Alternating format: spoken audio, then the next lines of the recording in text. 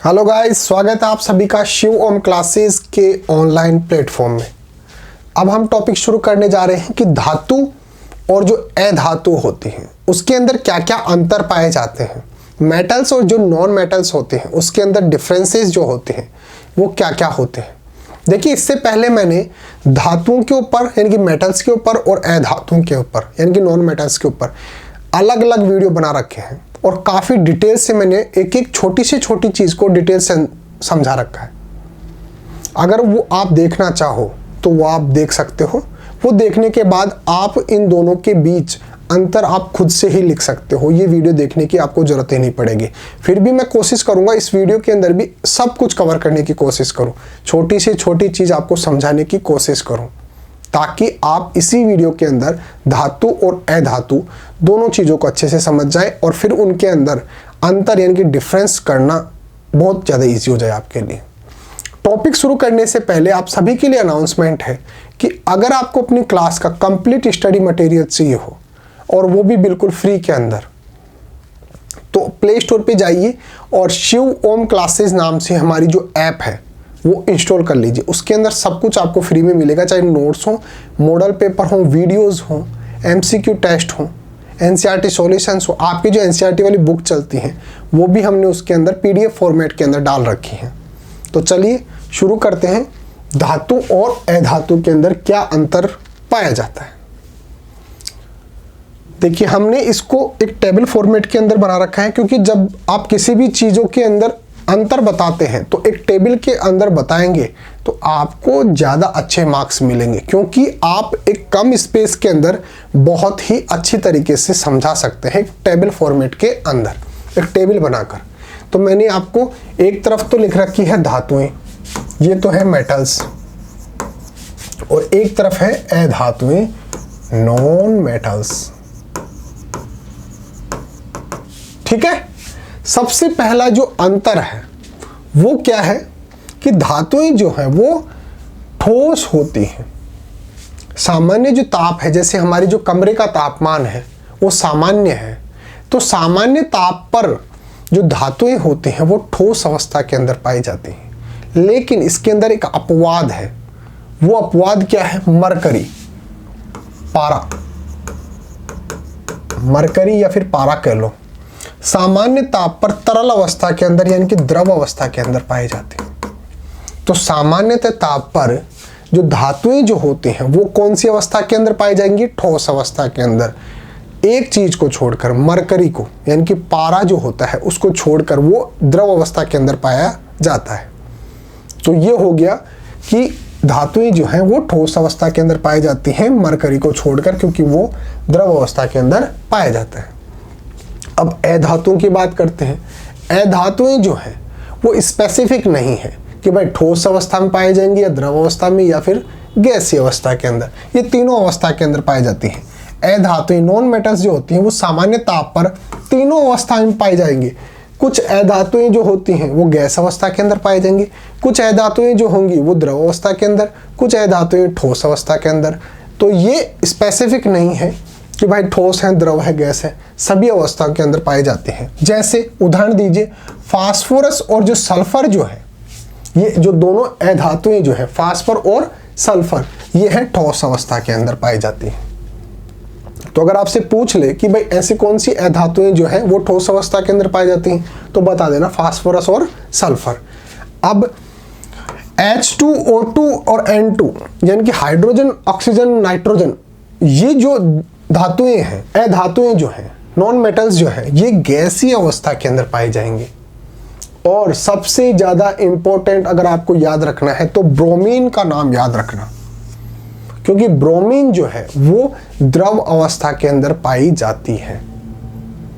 ये एक, आप ऐसे बोल सकते हो कि ये एकमात्र ऐसी अधातु है जो द्रव अवस्था के अंदर पाई जाती है। तो आप ब्रोमीन का नाम विशेषतः याद रखना कि ब्रोमीन जो है वो अधातु होती है और द्रव अवस्था के अंदर पाई जाती है। इसी प्रकार से धातुओं के अंदर भी जो पारा जो होता है या मरकरी जो होती है, एक ही चीज है दोनों।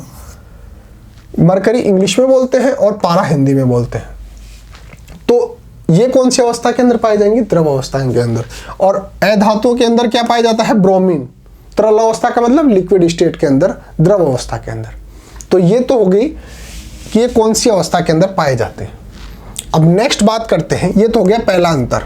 अब दूसरा अंतर बात कर रहे हैं। धातुएं तन्य तथा आघात वर्धनीय होती हैं।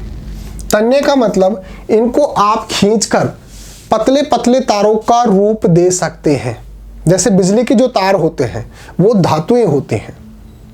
एल्यूमिनियम मान लो, आप तांबा मान लो, सिल्वर मान लो, जो जिनके भी आप तार बनाएंगे वो सभी धातुएं होती हैं। इसका मतलब धातुएं जो होती हैं उनके अंदर गुण पाया जाता है कि जब आप इनको खींचकर एक तार का रूप दे सकते हो, तो जब इनको खींचा जाता है ये तन्य होती हैं, इसलिए ये तार का भी रूप ले सकती हैं, टूटती नहीं है।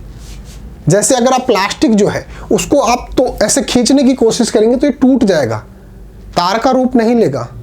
तो ये तन्य होती हैं।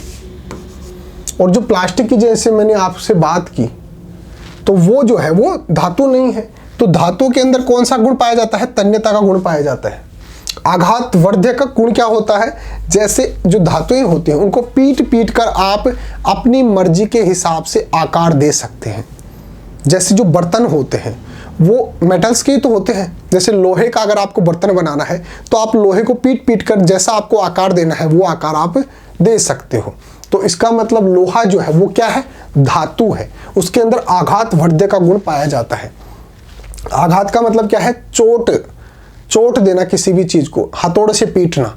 तो हथौड़े से पीटने पर आप उसके आघात वर्धक गुण के कारण जो है वो आप अपना चॉइस का आकार उसको दे सकते हो। लेकिन ये भंगूर होते हैं। कौन? अधातुएं।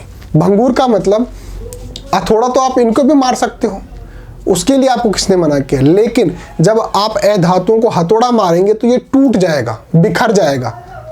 तो इसलिए इनके अंदर कौन सा गुण पाया जा रहा है? भंगूरता का गुण पाया जा रहा है। तो ये भंगूर होते हैं, बल्कि जो धातुएं होती हैं वो तन्य और आघात वर्धनीय होती हैं। मैंने आपको समझा दिया तन्य क्या होता है और आघात वर्धनीय क्या होता है। और भंगूर का मतलब क्या हो गया? अगर आप इनको चोट देंगे हथौड़े से तो ये बिखर जाएंगे, टूट जाएंगे। लेकिन धातुएं जो हैं उनके अंदर आघात वर्धक का गुण पाया जाता है, जिसकी वजह से ये टूटते नहीं हैं। तीसरा, धातुएं प्राय का मतलब सामान्यतः चमकदार होती हैं, अर्थात उनमें धात्विक चमक होती है। धात्विक चमक होती है किसमें? धातुओं के अंदर। यानी कि जैसे आप लोहा जो है, लोहे की अगर कोई नई चीज लेंगे, जैसे बर्तन अगर आप ले रहे हो तो वो एक तरह से मेटल के बने हैं, धातुओं के बने हैं। स्टार्टिंग में जब लेते हैं तो उनके अंदर काफ़ी अच्छी चमक आपको देखने को मिलती है। लेकिन जैसे जैसे आप यूज़ करते हो तो उसके ऊपर एक लेयर जम जाती है, गंदगी की लेयर। उसकी वजह से वो थोड़े से ख़राब दिखने लग जाते हैं। लेकिन जो सामान्यतः अगर स्टार्टिंग में आप देखेंगे उनको, उनका ओरिजिनल जो स्वरूप देखेंगे उनका, तो वो चमकदार होते हैं। लेकिन अधातुएं जो होती हैं वो धात्विक, उनके अंदर धात्विक चमक नहीं होती, बहुत ज़्यादा जैसे चमकीले नहीं होते। लेकिन इसके अंदर भी अपवाद है। हीरा और ग्रेफाइट तथा आयोडीन, ये तीन ऐसी अधातुएं हैं जिनके अंदर चमक पाई जाती है। यानी कि ये चमकते हैं, जैसे हीरा चमकता है, ग्रेफाइट चमकता है और आयोडीन जो है वो भी चमकता है। तो इनके अंदर क्या पाई जाती है? चमक। लेकिन सामान्यतः ये इनके अंदर चमक नहीं पाई जाती और इनके अंदर चमक पाई जाती है। सामान्यतः का मतलब जनरली, हमेशा नहीं, लेकिन सामान्यतः अधिकांश अधातुओं के अंदर चमक नहीं पाई जाती और यहाँ पर अधिकांश धातुओं के अंदर चमक पाई जाती है। अब चौथा जो डिफरेंस है वो है ऊष्मा और जो विद्युत है, इसके ये सुचालक होते हैं। सुचालक का मतलब क्या हो गया वो समझिए आप। जैसे ये जो है ये एक धातु की रोड है। रोड का मतलब एक छड़ है। अगर यहां से आप विद्युत धारा का कोई तार लगा देंगे जिसके अंदर से बिजली आ रही है, तो अगर आप इसको यहां से टच करेंगे तो आपको करंट लगेगा, बिजली का झटका लगेगा। इसका मतलब विद्युत जो है वो धातुओं के अंदर से एक स्थान से दूसरे स्थान पर चलकर जा सकती है। यानी कि विद्युत धारा का क्या हो रहा है? चालन हो रहा है। इसलिए ये क्या हो गए? विद्युत धारा के चालक हो गए। अब धातुओं की अगर वैसे बात करनी है तो जैसे आप इसको मान लो लोहे की छड़ है ये, लोहे की छड़ है, उसकी एक तरफ अगर आपने बिजली का तार लगा दिया, दूसरी तरफ अगर उसको टच करेंगे तो आपको बिजली का झटका लगेगा। तो इसका मतलब लोहा क्या है? धातु है। लोहे की छड़ को अगर आप एक तरफ से गर्म करेंगे तो धीरे धीरे यहां से जैसे जैसे गर्म होता जाएगा तो ये धीरे धीरे यहां पर भी आपको गर्म होना महसूस हो जाएगा लोहे की छड़ को। तो इसका मतलब ये ऊष्मा का भी क्या करते हैं? चालन करते हैं। तो इसका मतलब ये ऊष्मा के भी क्या है? चालक है। और सुचालक का मतलब बहुत अच्छे, सुचालक का मतलब बहुत अच्छे चालक है। अगर यहां से आप अच्छा खासा करंट लगाएंगे तो यहां पर भी आपको अच्छा सा करंट महसूस होगा। बहुत अच्छा खासा चालन करते हैं विद्युत का और ऊष्मा का। कौन? धातुएं, लोहा, धातुएं। लेकिन अधातुओं के अंदर अगर आप यहां से करंट लगाएंगे तो यहां पर आपको महसूस नहीं होगा। इसका मतलब जो अधातुएं जो होती हैं वो विद्युत की कुचालक होती हैं, अच्छी चालक नहीं होती। जैसे कुपुत्र होता है, अच्छा पुत्र नहीं होता, उसी प्रकार के चालन अच्छा नहीं है तो इसका मतलब चालक अच्छा नहीं है। अच्छा नहीं है मतलब कुचालक है। तो हाँ, यहाँ पे चीज समझिए, धातुएं जो होती हैं वो ऊष्मा और विद्युत की सुचालक होती हैं, अच्छी चालक होती हैं। परंतु इसका एक अपवाद है, वो कौन है? बिस्मथ। बिस्मथ जो होता है वो धातु तो है लेकिन इसके अंदर विद्युत और ऊष्मा का चालन नहीं होता है। तो सामान्यतः अगर देखेंगे तो धातुओं के अंदर ऊष्मा और विद्युत का अच्छा खासा चालन होता है, इसलिए ऊष्मा के क्या और विद्युत के क्या होते हैं? सुचालक होते हैं। लेकिन यहां पर जो है ग्रेफाइट और कार्बन, इन दो चीजों को छोड़ दो, ग्रेफाइट को छोड़ दो और कार्बन को छोड़ दो। इसके अलावा जो धातुएं पाई जाती हैं वो ऊष्मा और विद्युत के कुचालक होते हैं। उसके अंदर से विद्युत और ऊष्मा का चालन नहीं होता है। ये अपवाद हो गए ग्रेफाइट और कार्बन कि इनके अंदर से तो चालन होता है और दोनों ही क्या है? अधातुएं हैं। लेकिन सामान्यतः अधातुओं के अंदर ऊष्मा और विद्युत का चालन नहीं होता है, वो ऊष्मा और विद्युत के कुचालक होते हैं। ये डिफरेंस हो गया चौथे नंबर का। अब बात करते हैं पांचवें नंबर का। धातुओं के गलनांक और क्वथनांक अत्यधिक होते हैं। गलनांक क्या होता है?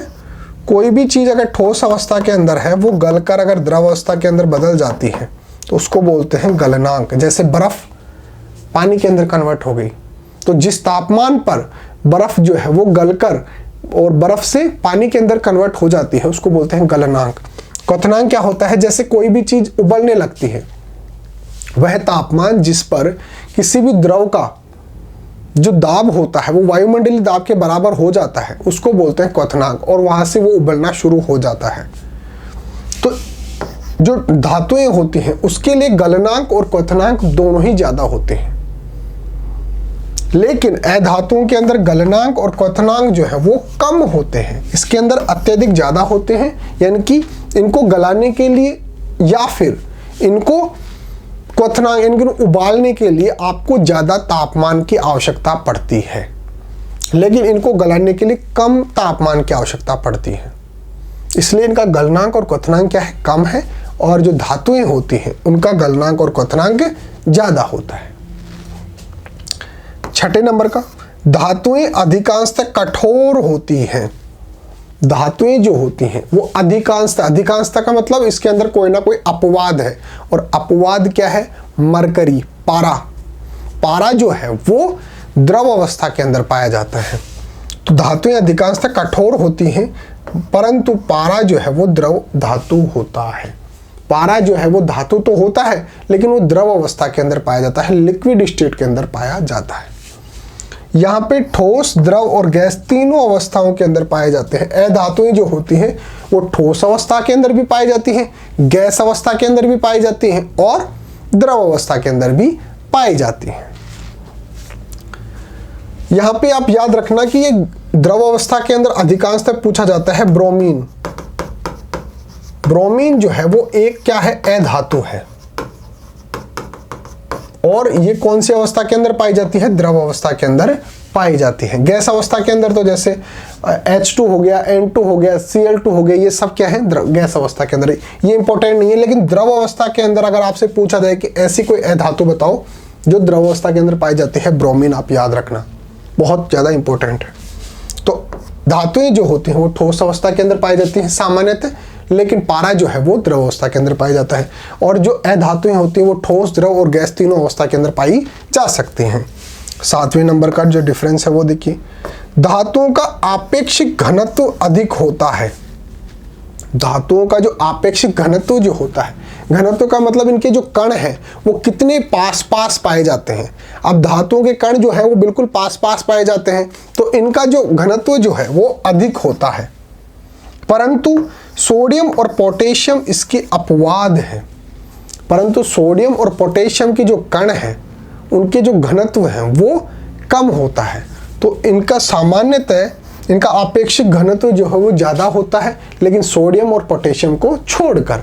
लेकिन अधातुओं के अंदर आपेक्षिक ताप प्राय कम होता है, आपेक्षिक घनत्व कम होता है। 8वें नंबर का, धातुएं अपारदर्शक होती हैं, यानी कि आप धातुओं के आर पार नहीं दे सकते। जैसे धातुओं का आप लोहा देखो, लोहा एक प्रकार की क्या है, धातु। तो क्या आप लोहे की अगर जैसे कोई प्लेट रखी है तो क्या आप उसके आर पार देख सकते हो? नहीं देख सकते। इसका मतलब वो क्या है, अपारदर्शी है। तो इसका मतलब इनके अंदर कौन सा गुण पाया जाता है, अपारदर्शक गुण पाया जाता है, क्योंकि आप उनके आर पार नहीं देख सकते। तो अपारदर्शी गुण किसमें पाया जाता है, धातुओं के अंदर पाया जाता है। लेकिन अब हम जानते हैं कि भाई अभी हमने बात की कि जो अधातुएं जो होती हैं वो गैस, द्रव और ठोस तीनों अवस्था के अंदर पाई जाती हैं। तो जब गैस अवस्था के अंदर अगर पाई जा रही हैं अधातुएं, तो गैस के आर पार तो हम देख सकते हैं। जैसे हमारे वातावरण के अंदर ऑक्सीजन है और फिर भी हम देख रहे हैं, तो इसका मतलब गैस के आर पार देखा जा सकता है। और अधातुएं गैस भी हो सकती हैं। तो जो अधातुएं गैस होती हैं वो पारदर्शक होती हैं, उनके आर पार देखा जा सकता है। लेकिन ठोस जो है वो अधिकांश किसके अंदर पाई जाती हैं, ठोस अवस्था के अंदर पाई जाती हैं धातुएं। धातुएं जब ठोस अवस्था के अंदर पाई जा रही है, पारे को छोड़कर, वो भले ही द्रव अवस्था के अंदर पाया जाता है लेकिन अधिकांश ठोस अवस्था के अंदर पाया जा रहा है। तो अब ठोस चीज़ों के आर पार कैसे देख सकते हो? तो ये अपारदर्शी गुण रखते हैं और ये पारदर्शी गुण रखते हैं। क्यों? क्योंकि इनके अंदर जो गैसेस पाए जाते हैं उन गैसों के आर पार हम देख सकते हैं। तो गैसी जो अधातु होती है वो पारदर्शक होती है, उनके आर पार देखा जा सकता है। तो इस प्रकार से आप धातु और अधातुओं के अंदर अंतर बता सकते हो। फिर भी अगर आपको कोई दिक्कत आती है तो आप हमारे व्हाट्सएप नंबर लिख लो,